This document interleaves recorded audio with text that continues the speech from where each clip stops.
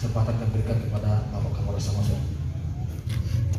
Polres Samosir gelar press release pengungkapan kasus tindak pidana dan hasil kegiatan sinerginitas Polres Samosir bersama Dinas Perhubungan dan Satpol PP yang bertempat di Mako Polres Samosir, Rabu, tanggal 25 Mei tahun 2022.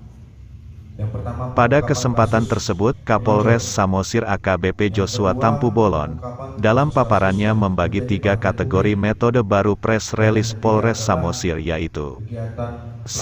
Pengungkapan kasus menonjol, 2. Pengungkapan kasus-kasus yang menjadi perhatian publik, 3. Kegiatan pelaksanaan koordinasi antara Polres Samosir dengan Pemkab Samosir. Dalam pengungkapan kasus menonjol, Kapolres Samosir memaparkan pengungkapan kasus perjudian togel dan kim, di mana pada hari Rabu tanggal 11 Mei tahun 2022, Polres Samosir berhasil mengungkap kasus penyakit masyarakat judi togel dan kim, di Desa Cianjur Mula-Mula. Pada kasus judi togel tersebut, Polres Samosir berhasil mengamankan tersangka AS di TKP Hutagodang, Desa Cianjur Mula-Mula, dan bandarnya JR beralamat Desa Sarimar Rihit, Cianjur Mula-Mula. Kurang lebih 2 bulan, Polres Samosir kembali berhasil mengungkap kasus menonjol percabulan, sebanyak 3 laporan polisi.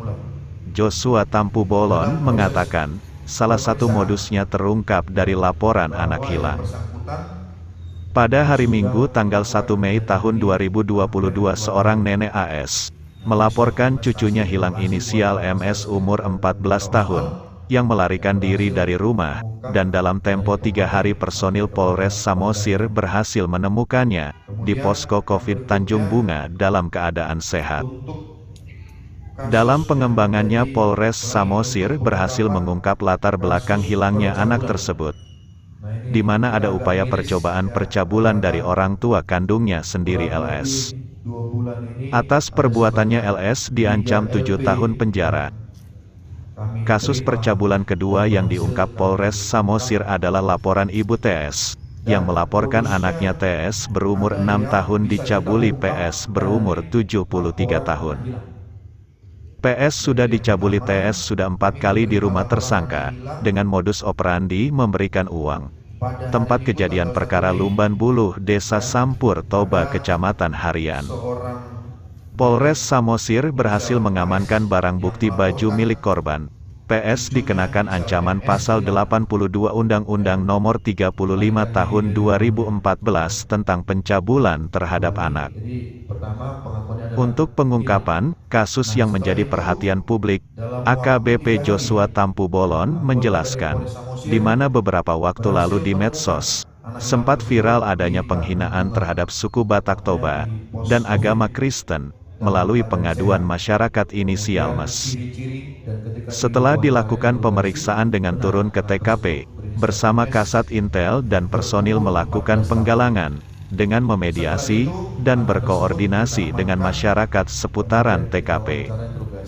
Dari hasil proses penyelidikan dengan memonitor medsos, Siber Patrol Polres Samosir memprofiling adanya oknum-oknum yang membuat seolah-olah perkara mengandung unsur SARA.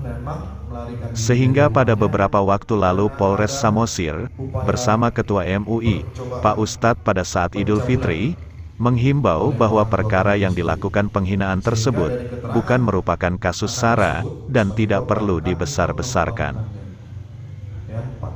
Dan dari proses yang dilakukan Satreskrim Polres Samosir terhadap pelapor MS, melalui penyelidikan dan gelar perkara serta dengan berkoordinasi dengan saksi ahli, tidak ditemukan unsur tindak pidana penghinaan terhadap suku Batak Toba dan agama Kristen, jelas Kapolres Samosir. Maka dalam kesempatan tersebut Kapolres Samosir tegaskan, bahwa terkait pengaduan masyarakat atas nama MS sudah dihentikan, karena tidak memenuhi unsur pidana, dan kedua belah pihak sudah dipertemukan, dan hasil pemeriksaan konfrontir antara saksi-saksi pelapor, tidak ditemukan persesuaian keterangan saksi-saksi. Karena itu Kapolres Samosir meminta apabila nanti dalam medsos yang dimonitor tim Siber Patrol Polres Samosir, ada orang atau oknum yang kembali memviralkan kasus itu, Polres Samosir akan menerapkan pasal UU ITE, yang sengaja menyebarkan atau membuat berita palsu, apalagi yang mengandung unsur sara, tegasnya. Dalam press release dipaparkan juga keberhasilan Polres Samosir, temukan pengaduan informasi orang hilang, atas nama Widiawati F. Gultom yang melaporkan anak kandungnya, berinisial JH umur 13 tahun yang melarikan diri dari rumahnya. Dalam tempo 2 minggu personil Polres Samosir temukan anak tersebut di Medan. Berita perhatian publik yang viral saat ini juga dalam proses penyelidikan Satreskrim adalah seorang ASN di Pemkab Samosir yang berinisial HS, yang terjerat tindak pidana informasi dan transaksi elektronik, muatan penghinaan dan pencemaran nama baik, pada media sosial Facebook. Dalam kasus ini, Kapolres Samosir meminta masyarakat dalam menggunakan media sosial untuk berhati-hati. Saat ini Polres Samosir sedang giat memonitor banyaknya di grup WhatsApp yang sudah menyerang privasi, ungkapnya. Pada paparan tersebut Kapolres Samosir juga menyampaikan pengungkapan penertiban kendaraan roda 2 yang tidak menggunakan plat, tidak sesuai standar kenyamanan, dan knalpot blong.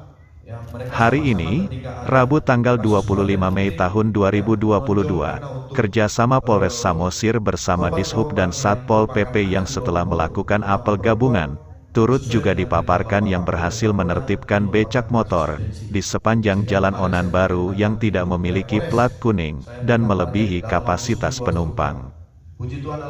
Penertiban ini juga merupakan menindaklanjuti roadshow Kapolres Samosir di seluruh kecamatan, di mana sesuai fakta di lapangan masih banyaknya kendaraan roda 2, becak motor roda 3, roda 4 roda 6, yang belum tertib dalam keamanan dan keselamatan terhadap ketertiban berlalu lintas.